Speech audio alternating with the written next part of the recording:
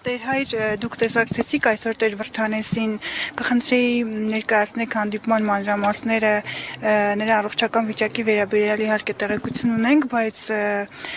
ինչ ասաց ձեզ Տեր Վրդանեսը եւ նա կնոջը առաջինը որ հարցրել է, ասել է վեհափառս ո՞նց է, ձեզ ինչ է ասել։ Մեզ էլ հարցրեց, թե մենք ինչպես ենք, բոլորս տեղում ենք, բոլորս լավ ենք, այդպես ճիշտ է, ամենից էլ մեր մտերմությունից, մեր ընկերական միջավայրից, մեր ընտանիքից գիտենք, ինչ տեսակ իրավիճակում լինենք, ավելի երբ որ արդեն աչքներս բացում ենք, փնտրում ենք մեր սիրելիներին, մեր հարազատներին, մեր ընտանիքի անդամներին, իմանալու իրանց ողջությունը, իրանք ինչպես են, լավ են թե ոչ։ Բնական է, նորմալ է։ Քրիստոնյայի համար եւ մանավանդ աստծոյցյալի համար, փառք Տիրոջը, մեր Տեր հայրը շատ լավ էր զգում իրեն, բժիշկներն էլ ասացին, որ ամեն ինչ նորմալ է, ինչպես ասացի, գիտեք արդեն առողջականի մասին տեղեկությունները, մանրամասներ չհայտնենք, այդպես չգիտեմ ինչ կարելի ավելացնել, որ դուք չգիտեք։ Հա, իհարկե։ Ում հետ եք եկել կխնդրեմ։ Ես եւ Տեր Հայկ այսօր մեր թեմից, մեր քանա եղբայրների մյուս մեր ծառայակիցներ եղբայրների հետ էլ կապի մեջ ենք, բոլորը ամեն մեկը ճանապարհից զանգում են, հարցում են, ուրախանում են, որ գնում ենք, որտեվ այսօր նաև տարբեր ծառայություններ կա, ամեն մեկը այսպես կիսվել ենք որևէ միտեղ հասցնելու եւ կապի մեջ ենք տեղեկություն ունենալու նաև մյուս խնդիրներից, ինչ եղավ, ոնց եղավ, որտեղ ինչ է կատարվում։ Միասին աղոթք արեցինք, Տեր հայրս հաղորդություններ ուզում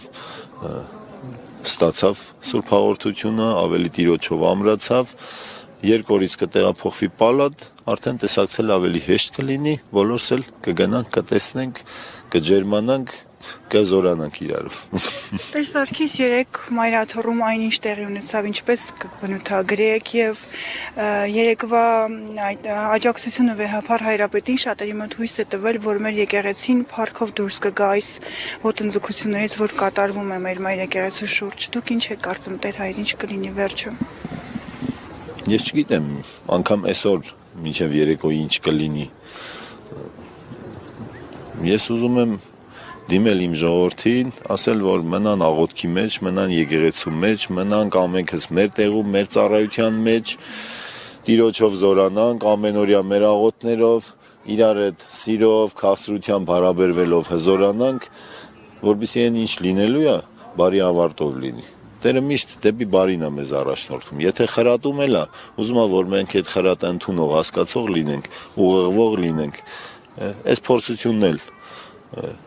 պետք է մեզ ավելի հզորանալու համար։ Կարող է եւ արժեվում ավելի մեծ մարտահրավերներ կան եւ Տերը այսօր այս փորձություններով ուզում են, որ մենք ավելի հզոր լինենք, որպեսզի չգիտենք վաղը ինչ փորձություններ կլինեն, դրանց առավել պատրաստ լինենք։